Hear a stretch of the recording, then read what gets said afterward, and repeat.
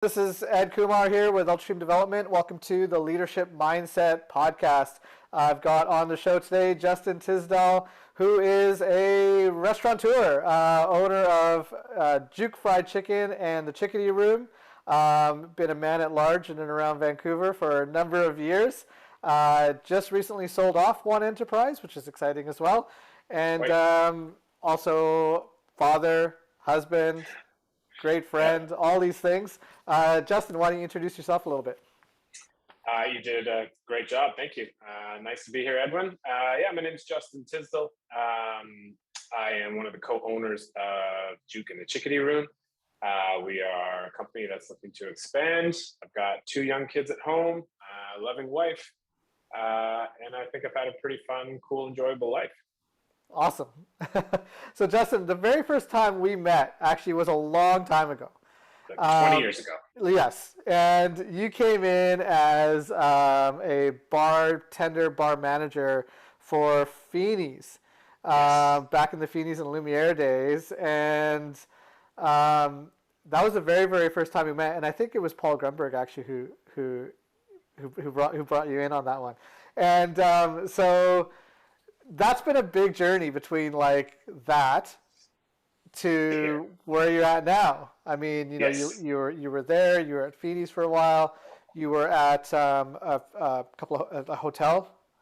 Opened the Shangri-La Hotel. Opened a place called Bonita. The gym Chambar for a long time. But a really quick funny story about being hired at Feeney's was it was my first like real bartending gig. Like I bartended, but like cocktails, wine knowledge. I studied every aspect of that menu, all the wines, paired it with food, knew everything on the food menu. Walked into my interview with Paul, and he's like, "You're Jordy's guy?" I'm like, "Yeah." He's like, "Cool, see you tonight." Whole interview. I spent like days getting ready for it. And that was like the whole 30 seconds. So that is hilarious. That is so funny. Well, that is, okay, I didn't know that happened. Yeah. But hey, you know what? Instincts go a long way towards getting the right people in place. So, you know, the preparation was just hiding behind your eyes, right? You could see it. Yeah, you could see it. So tell me about that journey. Tell me about that journey about you sort of like starting out in the bar side of restaurants, not the bar scene, but actual like bartending. And I mean, at that time, it was pretty exciting time actually, about 20, 21 years ago, when that idea behind having a cocktail experience was actually in its sort of birthing stages. Infancy, yeah, it was very young. And so what took you from there to get into managing, into GMing, and now into owning your own restaurants? Yeah, I'll take you back a little bit. So I got into the restaurant industry because I used to be a competitive swimmer for our national team. And before there was a lot of funding for amateur athletics, you had to make your own way. And even if you had, they called it carding, when the government pays you a little bit to do your sport, that never paid enough for rent and food and education. So the idea I had was I needed to find a job where I could still do class from 10 a.m. to 3 p.m. at university. I could swim 2 times a day, be on deck at 4:45 in the morning, and finish swimming at 7:30. So it doesn't leave many hours in the day. So I found a job in restaurants, and my mentality was, if I'm going to do this, I have to be the best I can be at it. So cocktails were just kind of a new thing, and I just started learning what I could about anything: old cocktails, cocktail history, old bars, where spirits came from. And I liked wine, but I was more interested in learning about spirits for some reason. And so my mentality was, every restaurant I go and work at, if I move on, I don't make lateral moves. I'm going to only take steps up. And if it's a lateral move, it's a calculated move, knowing where it's going to be next. Yeah. So you had that intention early. Very, very awesome. Like right Amazing. away. Yeah. And it's funny, there's been other bartenders I've worked with, and some of them have been like, "You told me that years ago, and it stuck with me, and I keep doing that." And so they're now moving on and managing and owning their own things. At the beginning, the goal wasn't to own my own thing. The goal is to be be able to pay rent. So that was probably like goal number one. Yeah. But if I'm going to do something, I'm going to learn everything I can about it. And I think maybe people saw that in me, but I kept moving into better positions. And then the role from leaving the bar to becoming a manager and a GM was a big jump because there's a lot of comfort behind the bar. Like you have literally physical security right in front of you where you can just talk to your guests, craft an evening.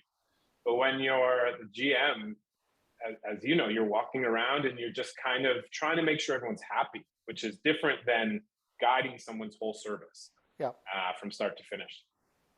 So that was a transition, again, calculated. I wanted to work at the best restaurant in the city. And at the time I thought that was Chambar, or it was Chambar. And, you know, they were hiring for a GM and I was fortunate to get the job.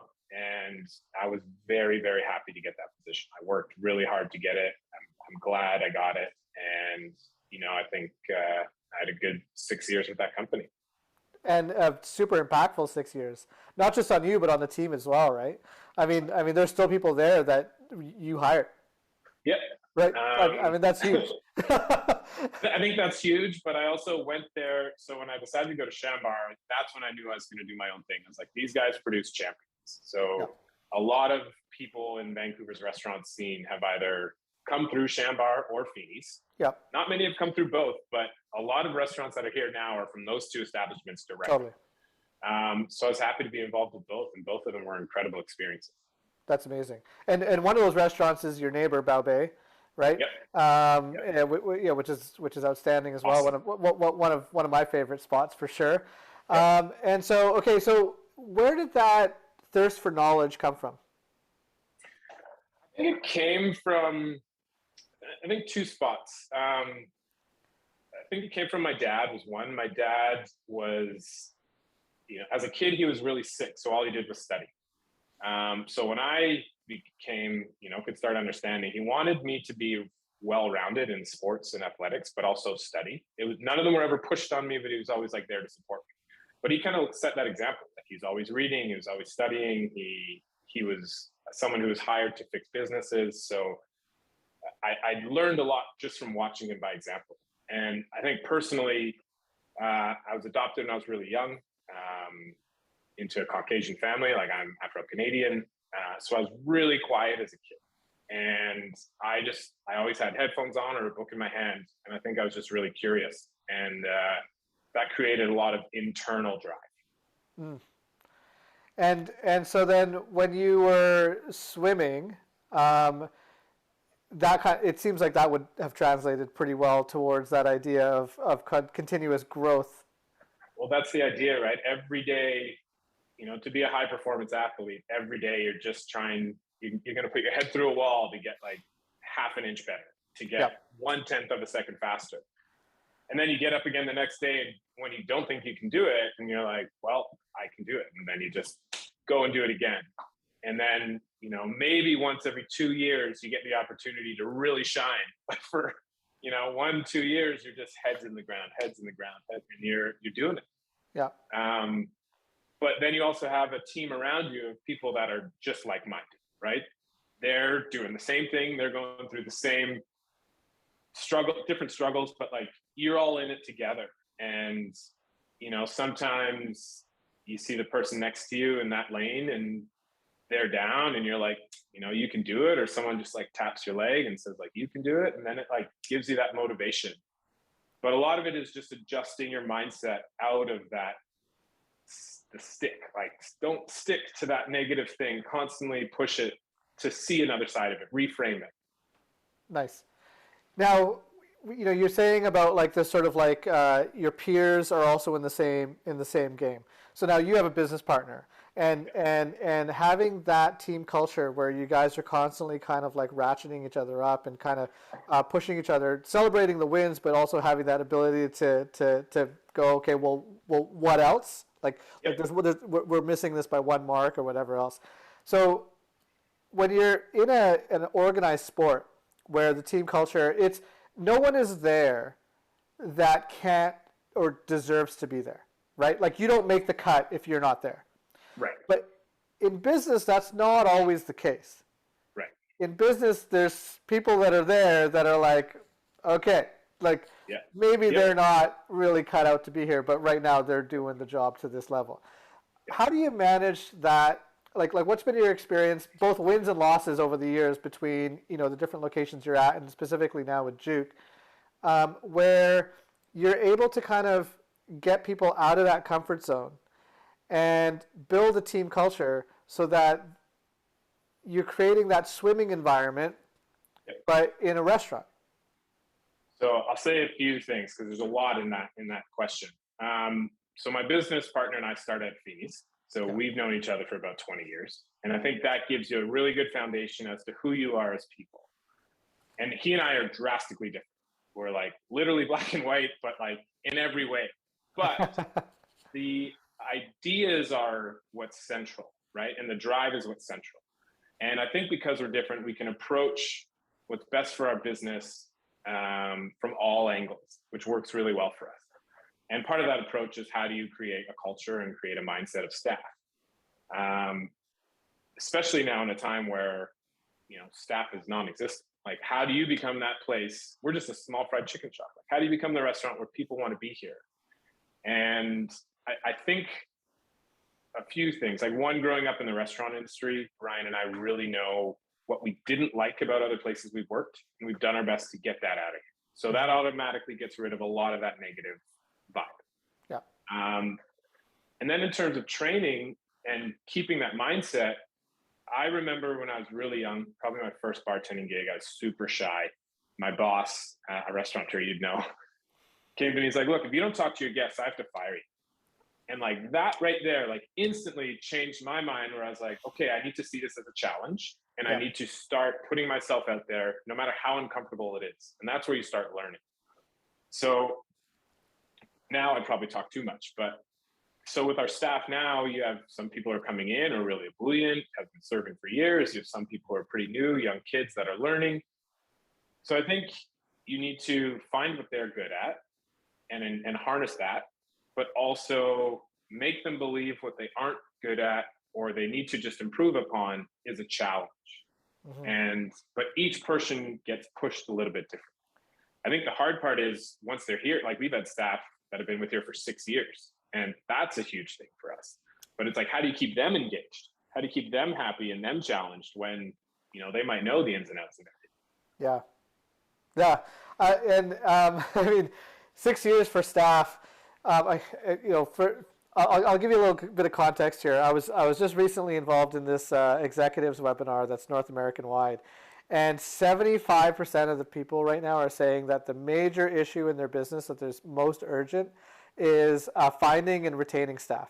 Right. So for you to have staff there for 6 years, that can't be undersold as a huge win, because when people come in and they see that there's that longevity there, and they're positive, like they're not the old guard who are just like, right, like they're actually like, you know, taking people in, and they carry that culture. That's huge, right? I've got a client, I've got a business client where they've got someone who's been there for 4 years, and that person is absolutely vital to the team culture. Yes. Because they have legacy, right? They're ambassadors. Right? Yeah, and positive legacy. And then how do you keep them sort of flowing at the same time?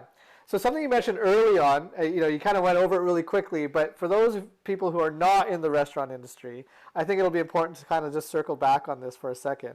What was one thing that you and Brian consciously said, we do not want this as a part of our team culture? Because knowing what you don't want is as important towards developing an idea as knowing what you do want.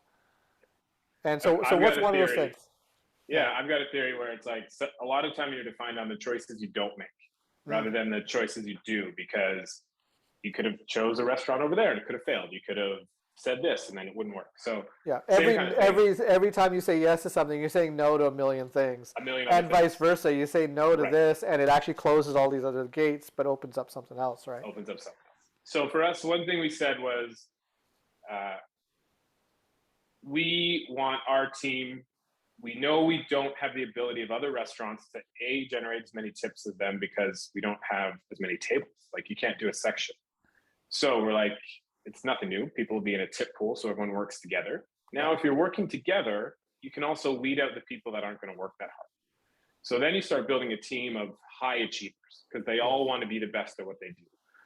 And then in doing that, we're like, the other thing we're going to do is be fully transparent. We will always be available to our staff rather than feel like they're left out in an ocean and have like absentee owners. It doesn't mean we're always here. It just means they know like our office is in the restaurant. They know that they can see us and access us whenever they want. And then the other thing was we didn't want people who were the most skilled. We actively wanted people who seemed to have the most drive. Nice. And that was a very big choice because when I was an athlete, I was just an athlete. You could put me in any sport, I'd probably be good at it. But I wasn't a swimmer, but I dedicated everything I could to be the best swimmer I could be. And there are people that are born swimmers. Like Michael Phelps is a born swimmer. Totally. Yeah. So they're trying to clone him, one. right? And I think, well, that's the thing. Like there's people that are born basketball players, right? Yeah. And not saying they don't work hard at it, they don't do it, but sometimes you're just an athlete. And, one thing for me was my parents were at dinner not too long ago. They went to a restaurant. My mom used to talk a lot. And the server was like, "Oh, your son owns Juke." And she's like, "They have such a great reputation." And I'm thinking, for our food. And she's like, "They're known for treating their staff incredibly well." And that to me was like almost the number one sign of success, aside from the fact that we've kept our doors open. That was so humbling. It was amazing to hear. That's what an amazing thing. And especially like your mom's heart must have just been like, oh, like so huge, right? Mine was. Yeah. That's awesome, man. Okay, so then you made that conscious decision. So how did you vet for that? Like what were you looking for? What were the qualities that someone was showing, and then proving after the fact, right? So when I interview people, it's great to see where you've worked and what you've done. I want to know what you want to do and how you do it. So, you're an ultra runner, you do jiu-jitsu, right? And now you may meet people who are good at jiu-jitsu, but are they studying it? Are they, doing their homework outside of work? Are they trying to figure things out? And one way I do this, it's really simple in a restaurant. I'm like, just tell me your top 5 restaurants in the city. Tell me where you want to go for brunch. And if they can give me restaurants that are like-minded to ours, it means they probably have a good idea of what they're going to do with us and what we're about. They probably already know what we're about. So that's one aspect. And then the other thing is talking to them. Like if I feel good talking to you, and you don't necessarily have to be confident, or sometimes lacking confidence is endearing as well. Like it's kind of sweet, right? You just want to. If you can make a guest feel good, they want to come back. I can teach you how to ring in food and pack bags, right? I can't teach you how to be a human and be a good human on top of it. Right. So if you're a good human, you'll probably have a good spot with us. So, I mean, we talk a lot about soft skills, and, it's one of the things that I really try to promote as well, is that, like, hire for soft skills and, ensure that the hard skills are at a standard that's going to allow your restaurant and your business, whatever it happens to be, to succeed at the level, like the base standard.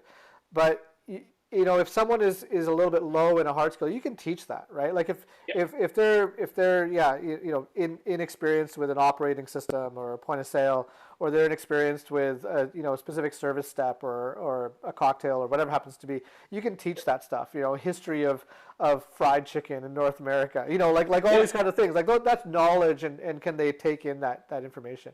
But are they going to be someone who cares about that? And commit. Are they going to be here? Like, are they going to commit to being here too?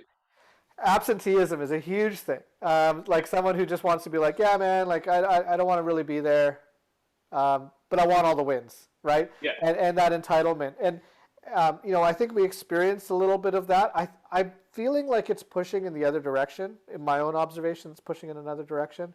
But that vetting for soft skills is such an important thing.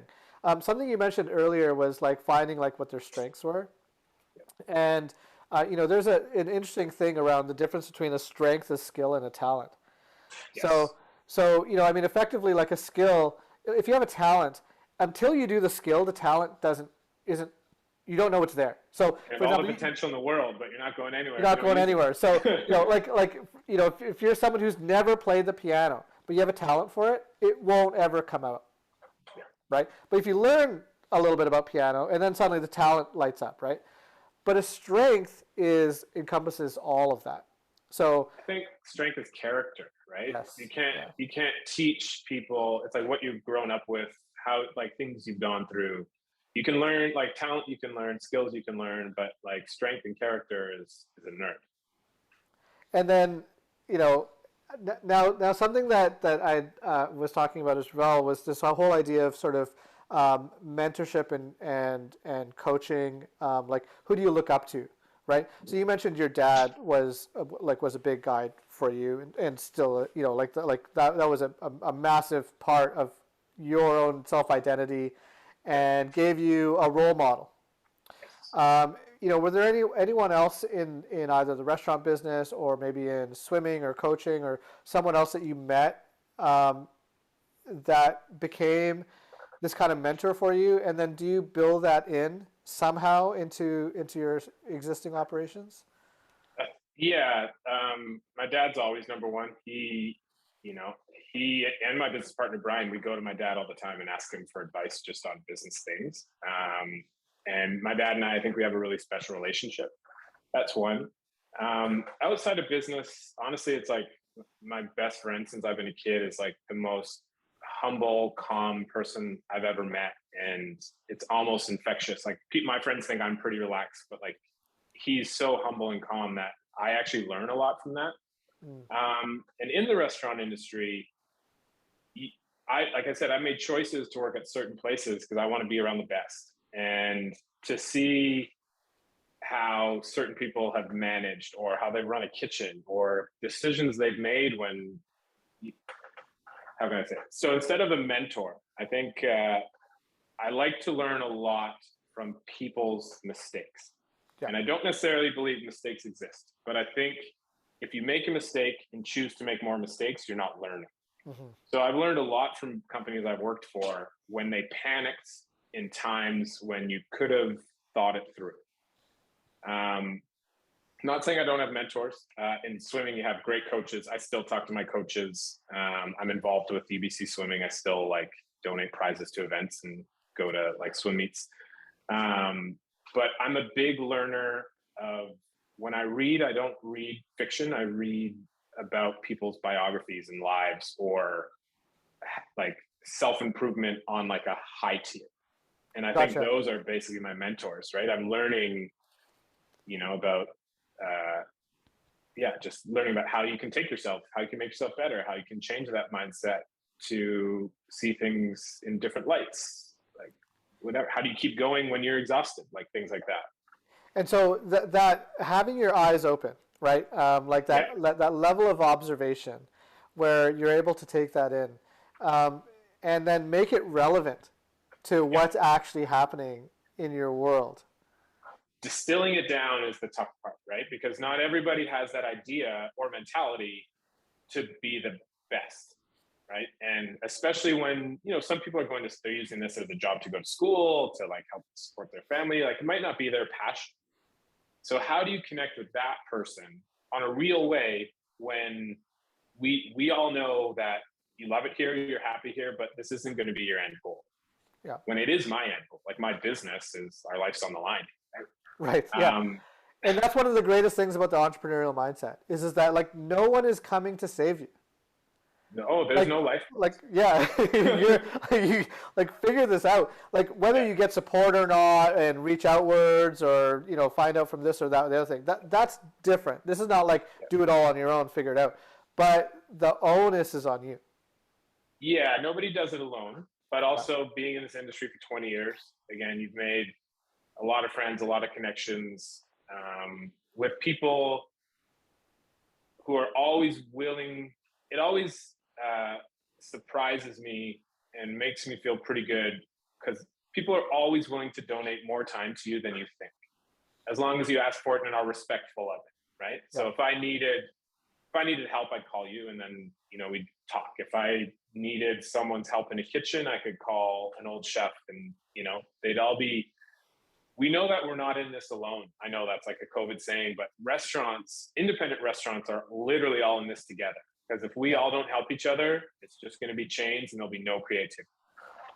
Now, the restaurant culture in Vancouver is very interesting, and I know that there's going to be people watching this that are not from here, but we have a lot of restaurants, and we have a very interesting community of restaurants that kind of exists, as like what you said, people who went through almost proving grounds. They were like almost like the colleges of how do you open up your next restaurant, right? 10,000 hours. Yeah, and those owners actually, for the most part, were very giving in towards being like, hey, I know that that's your goal, and so let's focus on that as kind of being your growth arc. Have you had any of those people come through you? Has that role now starting to flip where you're becoming that guy? And how's that feel? It feels like I'm getting old. Yes, it has flipped. A lot of people that I worked for were very generous in helping me get our business open. So that means I know I have a responsibility to give back as well. So I've always said, before I even owned a business, my reputation or my resume wasn't where I've done or what I did. It's the people that worked with me or that I managed that went on to do other things. So my idea is, if I teach you and train you how to bartend and you go on and become a bar manager of an excellent establishment, that means I did something right to help you get there, and I'm really proud of the steps you took to get there. So in doing that here, I think there aren't many BIPOC owners in Vancouver, not to make this like a race issue, but when, in 2020, the Black Lives Matter movement really jumped off, I had to do, or I chose to do some interviews regarding this. And from that, a lot of people reached out about wanting to run their own businesses and how they could get into that, that were people of color. And I think that was, as I said, I'm from a Caucasian family. I see the world probably in a lot of different colors than most people. But if I can help someone, learn and get better and make less mistakes than I did, then great. Yeah, and it's an interesting thing, because I know that when I started in this business, I started in the early '90s, and there were no brown guys in the restaurant business, man. Like it was like it was Italians, and it was and so coming in there and being like, oh, you're our waiter, like was like, but I'm not at an Indian restaurant. It's like, no, this is like French restaurant. No, you're the manager? Yeah. Let me talk to the manager. You're like, I'll see if I can find it. Exactly, and so, and that's completely obliterated now. I mean, now it doesn't look like that at all, the landscape, right? And I think it's cool. I think it's cool that's the direction that's gone, and people feel like, oh, okay, well, Justin's doing that, and he's obviously got specific, unique scenarios that he's going to have to deal with, and he's still succeeding, and he's got that ability to persevere, and so then that means that's possible for me, right? Same thing, lead by example, right? Like, again, I learned that from my dad, and if people can learn stuff from watching how we run our business, great. Okay, so let's talk about a little bit of let's get into a slightly vulnerable state here. What's the thing that you used to do as a manager, as a leader, someone who's leading teams, that you're just like, what was I thinking? Like you've discarded it, but man, you have probably caused some shrapnel in the background on how this is. I'm trying to figure out how to word this very delicately. So if you're operating someone else's business, you cannot really bring your ego to what's going on, right? And at times, like anyone, you can have your own ego. And if you are in a point of, say, subtle conflict with guests, sometimes you might say some things that, could be tongue in cheek, but if they're not in the right spirit to hear it, they could take it the wrong way. Mm-hmm. And when you own your own restaurant, though, you can say whatever you want. So I'm kind of like the opposite. Like I learned, a lot of times you have to eat a lot of words and stuff that people throw at you that you probably wouldn't do in your own establishment. Yeah.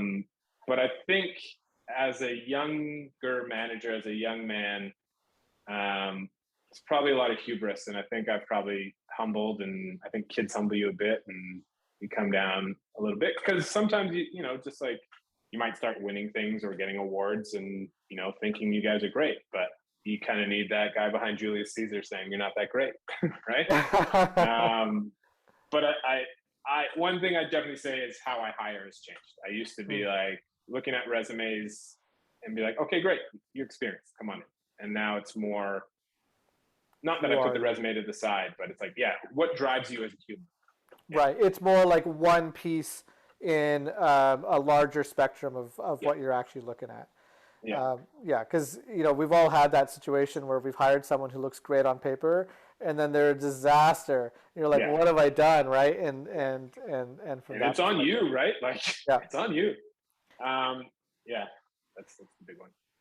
Yeah, I mean, I'll share. I used to be way harsh. Like I was always like, boom, like this is how it is. Like get this done, and then it was in training when I started becoming on this, like after work, training kickboxing, that really started shifting my approach as a manager in business, because it became this thing where it's like, okay, I can see growth, not necessarily the results we're looking for yet. Yes. And so as long as someone, like what you were saying earlier, as long as they have this value of being somewhat driven, being able to check in with themselves, asking for help, like all these, you know, positive traits, but maybe they're not there yet, you know, and so you know, the amount of tears that happened down the road as that started getting incorporated and integrated into my leadership style started to go down, right? And everyone needs to be managed differently. Yes. Right. And that's the other thing. That's where you kind of learn those different styles and adapt to them. Yeah.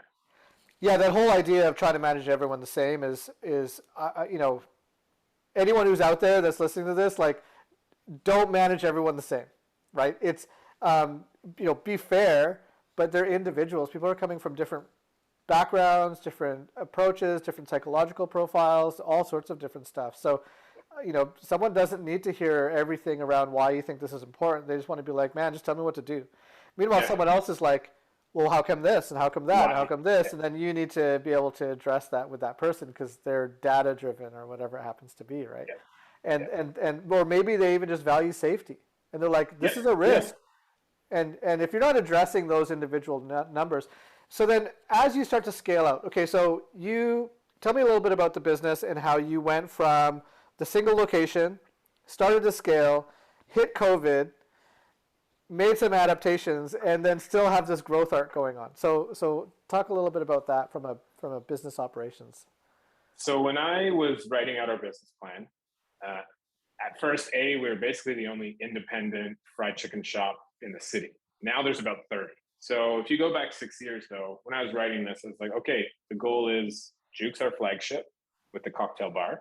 Yep. And then every 18 to 24 months, we're going to build another Juke. Now, if you have hindsight, you're like, oh, you know, I should have factored in that other people are going to start jumping on this concept and you know, start trying to eat our market share. Like the way that the Neapolitan pizza thing came about. Yeah, like it was exactly. like, oh, amazing. And then like the 8, 10, right. 25. Yeah, right. 10, 12. Yeah. Right. So, but when I was writing the business plan, I didn't have that foresight. So that was the goal. So we opened a second one, I think 18 months after the first one. And now give us some context. The very first one is in Gastown. Very first one's in Chinatown. In Chinatown, okay, yeah. We're in Chinatown, in historic Chinatown, Vancouver. We have about 35-seat cocktail bar and then a takeout side. That's like basically what Juke is. Yes. So we wanted to replicate. Most people, when they open their second restaurant, they go bigger. We're going to go far left. We're like, let's go small. Let's do little Juke instead of Juke and replicate that 400 square feet of our kitchen and just kind of like pump out food. What we didn't realize was that one day, my business partner's like, oh, these other chicken restaurants are putting us out of business. And I sat back for a second.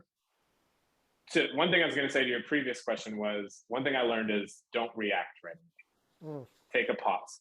So when my flash forward to that conversation with Brian, my partner, and he said, like, these restaurants are going to put us out of business. And I quickly was looking at the numbers and I was like, no, Brian, we're putting us out of business. We have opened our second location too close to the first one. And instead of having one really successful pie, we've increased the size, but we cut it in half. So then we had to pivot real quick. So then we figured out, we're going to operate this for the summer. We were working on like a plant-based food truck. So I was like, we'll flip it and go vegan. So Brian had the idea. He's like, turn Little Juke into Beatbox, which is our vegan restaurant. And I was like, okay, great. And that was on Davie Street. That was on Davie Street, Correct. Davie Street in Burrard in Vancouver. Yeah. And they're about 3 kilometers apart, but that's still a bit too close for downtown Vancouver. Right. For us. Very different neighborhoods, but different neighborhoods. Very different neighborhoods, yeah. Very different neighborhoods, different clientele, but that clientele still used to come to Chinatown. And then it cut our delivery in half, which was a big thing. We were kind of like the first restaurant on those third-party deliveries. So then we were like flipping it. Brian and I were like, we can't afford to close. So what do we do? How do we build a restaurant and not close? So because we were on that third-party delivery, I negotiated an idea with our apps where I was like, hey, instead of doing a pop-up restaurant, how about you guys do a pop-up delivery shop? We're not open, but your drivers can come in and get our food. We've taped off the kitchen. So the kitchens, every time someone placed an order on for what Beatbox was going to be, I negotiated us being number 1 on their platform. So everyone could just order from us. And we could run out these tests. So we were training our kitchen, getting reps in of how to make this new food. So at least we didn't have $0 coming in the door. Well, I was basically painting the front of house and changing stuff. Yeah. So we did that for classic restaurateur stuff to do. Yeah. Light bulbs, electrician. The bathroom. Yeah. So it's all glamour. And so we did that and it worked. And then people really started gravitating to what this plant-based was. And then, we're 6 months in and COVID hits. So the first thing I did when COVID hit was, the world stopped. I wrote a eulogy for both our businesses, like a big thank you to Vancouver. Hopefully we see you again. Yeah. And then that was so my daughter was a month old. So I was like feeding her at 2 a.m. and I just wrote that. And then at about 7 in the morning, I sent that to my business partners. And then I called them and I was like, all right, let's get to work. Like, what are we going to do? How do we get through this? When no one knew anything. And so we changed our menu. We, cut costs where we could. And then what happened was takeout started just going up and up and up. And that allowed us a lot of opportunities, kind of going to what we were discussing before. We were training our friends' restaurants on how to do takeout, how to get packaging, who to order from, how things are going to stay hot and fresh and not get soggy, or, how to work with third-party delivery and negotiate rates. Like, we were helping a bunch of our friends' restaurants do that. And at the same time, unfortunately, we knew not everyone was going to make it out of COVID restaurant-wise. So, as I said, when everyone's going right, we might go left. Like, everyone's creating bigger restaurants, we're going to do takeout. Everyone is like, getting seats, we're still going to, do delivery. So I was like, well, let's look at expanding. In this hard time, let's look at what we can do to be ready to strike when it's our time. So we are, I think a year from now, we might look like a very different company. And the hard part with that is now, how do we, if we double, triple in size, we know how to run restaurants, we know how to build them. Do I know how to run a multi-million-dollar company? I don't know. We'll find out. It's learning those things. And so what's the next thing? Okay, so Beatbox has been sold. We just sold Beatbox, and it's like today deals amazing. Done, congratulations. Okay, cool. And so then my partner's like, I don't want to put it. Go ahead. Sorry. My business partner's like, I don't like putting an L on the board. Like, I don't want to post a loss. And I was like, look, man, we did everything we could in that space. And I am walking away confident knowing we left nothing on the table. Good. So sometimes, you don't win the championship every year. Yeah. So how do you get there next? You're going to ask? Yeah. So what's going to be the next evolution then from, Chinatown location into this, what seems to be like what your original vision was? Yeah. going back to the original vision, taking the lessons we learned, not opening up in very close neighborhoods. But also, I think enjoying it more. Like I've never, when I was an athlete, when I was swimming, if I won a medal, first thing I'd do after like you stand on the podium is take it off. I never cared. I always wanted to be the best. I didn't care what you got for being the best.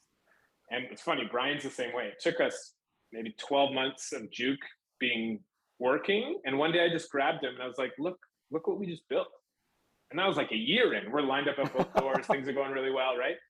But we took like 5 seconds and I was just like, look what we just did. Like, it's pretty cool. So I think trying to enjoy the process rather than see the end of the process, like follow the journey, because that's the exciting part. Like you've done it. Like you're never more alive than building a business. Like, it's the most exciting part. Yeah. And it's all you've got. I mean, we've seen a few tragedies of pretty big named characters in our local restaurant scene who have passed away in the last couple of years. And, I know for me that really hit home where I'm like, wow, like there was this drive to achieve something, never quite hitting that pedestal. And so, really focusing on enjoying the process. I mean, you've touched on a few really incredible, coming back to like the core of what the show is about, which is the leadership mindset, is not only were you adapting, but you were finding ways of like pushing through, like that the challenge is the opportunity. Yes. Right? Always. And the best version of yourself can come about in that moment. In times of duress. Like you see who you are when your back's against the wall. And in COVID, everyone's back was against the wall. And some pushed through and some tried to push through and obviously couldn't. But despite all of that, whether the success happened or didn't happen, and you guys have been doing gangbusters out of that Juke location, right? Like, I mean, so it wasn't always easy. Like no. We had, after you get through opening, there's going to be a dip. And then we're like, well, what do we do? And then we push through that. And then, we keep doing it. Now, you were talking about easy versus difficult or easy versus hard. Yeah. At some point, do you want to dive into that? So if you're running, swimming, sorry, I'm going to relate lots of things. Yeah, no, and I love it. I love sports analogies. Yeah, it's good. If you're going all out and your face is clenched and you're going so hard, you're spinning your wheels. You're spinning your wheels. If you ever see a 100-yard dash, those guys' cheeks are just going up and down because they're relaxed. When you are relaxed, you are easy. When you're easy, you are moving well and you are thinking clearly. If you can, as I said before, I watch people make a lot of bad decisions in restaurants in times when you could panic or you could choose to sit, adjust, and adapt. And I think my default is never panic. I don't know if that's from swimming. I don't know if that's from being a quiet kid. It's just midnight always comes. If you're in a hard service, if you're in a really hard service, things aren't going well, everything's breaking, food's going on wrong tables, whatever it is, midnight always comes. You will always get through it. You'll always get through it. It's a great saying. Midnight. You know who gave me that? Who did? Andre McGilvery. Oh, was it? Yeah. It's a great saying. But it's like, you will get through it. But once you get through it, it's like, how do you adapt? So when we opened this, Chambar moved from one restaurant to like tripled in size. Yes. And the day we opened, I did a post-shift rundown on that opening day with our staff, and everyone was just like dejected. Like it was a hard day. Yeah. And I was like, guys, there's stuff we can fix, but it's not going to be overnight. And we're going to work through it. And we wrote lists and we started to like slowly improve. When we opened Juke, I did the same thing, run down the first night. And some of those staff were Chambar staff. I was like, guys, we can fix all of this by tomorrow. Like any issues there were, because we'd already like mitigated a lot of stuff. We already worked through it. And when you're working with pros, I think it's like lock, stock, and two smoking barrels. Someone's like, it's nice to work with professional criminals again. And it's like, I like to say that because it's like, it's nice to work with proper criminals again because you're just working with like pros. Like I want to work with pros in the business that bring their A game every day. And when you have those people, they help you bring yourself to another height. And I think if you're going to lead them, you also need to be open to learning and adapting to them, right? Like, I've learned so much from the people I work with, and hopefully they learn some from me. And you mentioned sort of a concept here that's really important. And one of the things that happens in the beginning of any sort of self-development, self-awareness, whether I'm working with an entrepreneur or a business team or whatever, is this idea of reflecting on what's happened as a, not to get stuck in what happened in the past, but to use it as what's going to happen. Exactly. What's our trajectory given where we're currently at, and this idea of debriefing, and the ability to have an objective debrief. That's not going to be, puppies and rainbows. No. Right? Like, yes, you want to have, hey, here's our wins, here's what went right, let's replicate that. Hey, you know what, you were super strong. I like the way that your guys are working together and jumping on each other's stations. Great. But we didn't do this, you guys. Yeah. Like this was not good. This very thing didn't work. What's some possible solutions for this? And that's the follow-up, right? Some people can figure out what doesn't work, but they don't try to fix it. And to bring it up, there's a thing that I see in business teams where oftentimes it's on two different spectrums. One is open hostility, which is rampant in the restaurant industry, and it's one of those things that it happens, right? And it's a high stress scenario, but it's not necessary in a team meeting, or it's not necessary in trying to achieve something. But the other one is false harmony, and this whole idea of not trying to hurt anyone else's feelings is just as dangerous, because you can't raise the issue. You have to have an environment where you and your business partner, where you and your team, you and your managers, operations people, kitchen leads, all that stuff, have to be able to bring stuff openly to the fore. There's this idea that when you create safety, that safety means that no one's going to get hurt. That's not true. That's not true. Safety means that you can bring something up that is going to maybe collapse someone else's idea. Yeah. And yet you were able to do it and follow through with what's going on. And the outcome is one where there's an understanding that process needed to happen. That's the thing. It's not personal. It's that I'm a believer is you really need to try to turn over every stone. Even if you examine it, it doesn't mean you have to go forward with that, but you need to at least try to see if this is what's right for you, for your leadership, for your team. And that goes from how you manage yourself personally, how your managers manage, how your restaurant operates, what food you serve. Like, you need to examine that. And the second you stop is the second you stop improving your business, which means you are now on a downward trajectory. Yeah. We have never stopped trying to improve even whatever our chicken recipe. We're still tweaking it at 6 years in, right? We're not happy settling. Yes, and there's a difference between celebrating a win, but then afterwards taking the medal off, right? In martial arts competition, the first question after someone won or lost was, "What's next?" Yeah. Right? And yes, you kind of want to have that celebratory moment, but you can't live there forever. Right? I mean, you see it in sport, and there's a very world-renowned business consultant. His name is Alan Wise, and he says the only time I see businesses coast is when they're going downhill. Yep. Right? And I kept 2 medals from swimming. Yeah. And from age 7 till 25, you probably gain a lot of medals. I kept 2 because they were major milestones that I was really proud of what, I'd achieved to get there and what I went through to get there. And it's not the medal I'm keeping, it's the meaning of the moment that I'm holding on to. That's an amazing saying. So it's not the medal, it's the meaning of the moment. Okay, so now you've got 2 young children. Yeah. And so now you're in dad mode as well. Yeah. Right? So you and your wife are parenting these children. And how's that translating? How are the lessons you've learned as someone who's leading a business, someone who's moved through the restaurant industry and is now a restaurateur, owner, is helping other businesses in times of need as well? Like, you have a philanthropic side, right? Because you're, that's we didn't get into that, but I know that that's the truth. What's the translation going on with you as a dad and with your kids? I mean, I ran across you that time when I was driving by, and you were going for a run, up in North Van, and super cute, by the way. Oh my goodness, your children are amazing. I always thought my kids were the cutest, but you're right. You're right up there. You're right up there. So so tell me about that journey. Parenthood is first amazing.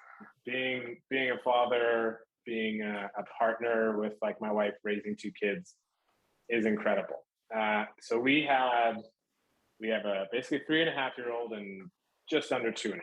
So we had our son, and when my wife was 5.5 months pregnant, we had our son, and then 5.5 months later, she's like, "I'm pregnant" on Father's Day. And I was like, "You're funny."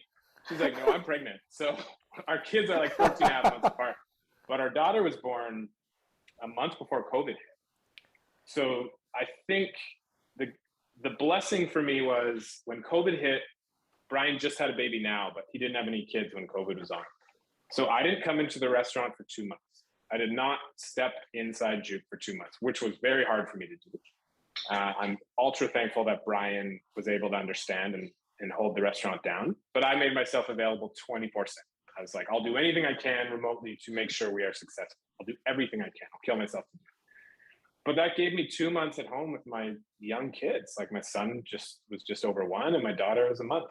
And, I wish I could say I'm always as patient as I want to be with them. That's probably the hardest part. I'm great with operating on no sleep and operating without eating. That's just restaurants kind of teach you that. But I think also restaurants teach you like to do something, do it right, put it back in the same place so it's there next time you go for it, right? And kids don't do that. Yeah, stuff's everywhere. So I think learning, they're teaching me. I think I'm a pretty patient person, but teaching me patience, teaching me laughter and joy. Like it's so much fun, and they're like, like ridiculously funny. Like today, my son was in the bathroom and he's like, "Oh, I want to paint blue on the wall." Like, "Why do you want to paint blue on the wall?" He's like, "Well, this bathroom should have a window." And I'm like, "All right, I get it. That's cool, man. I like how you see the world, right? It's different." Yeah. And I also think teaching them to be, teaching them to be non-judgmental is really fun. Play with whoever you want.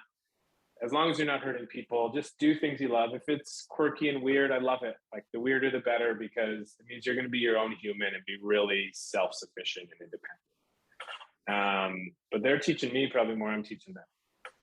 Yeah. But it's great. Being able to see the world through their eyes again is like the most amazing thing, right? And that window that you're in right now, like that does not last long. Like that's like 4 years, right? And then that's a very magical time for kids, but it never goes away, right? Like mine are 18 and 23 now, right? It's like, and so experiencing what they've got going on throughout each of those steps. Like you look back on old pictures, you're like, oh man, like, oh, they were so cute then, I could cuddle with them and whatever else. But even then, as it goes through each of those stages, it's so rewarding because you're like, oh, I remember being 14 and I remember being, 17. And I remember graduation and I remember kind of being in my early 20s and all those kind of things all just kind of come to the fore again. So that's awesome that you got that experience going on. We're almost done on time here, Justin. One quick thing with that. Go ahead. I was just going to say, with kids, I heard a really cool thing the other day. Where it was like, don't give kids all the stuff you didn't have. Give them all the stuff you weren't taught. And that's like how I approach it, right? Like our kids don't need toys and stuff. Like they're going to get that. But like teach them all the things you wish you'd learned along the way. So in parting, like I think that's probably just a good lesson for life. Nice. Non-material. Yeah. It's in the heart and the core. That's awesome. Yeah.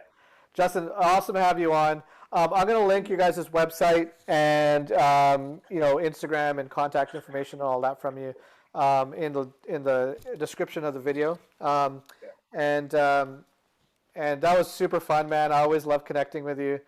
And it's amazing seeing the arc of what's going on with you. I think it's just wonderful. Yeah, same with you. It's exciting to see. You never know what people are going to do, right? And it's great to see. Yeah, every day is a journey, and again, like I said, that's all the focus is on. It's just on what can I do right now, and how well can we do that. And then that's what builds the tapestry. Yeah. Cool, brother.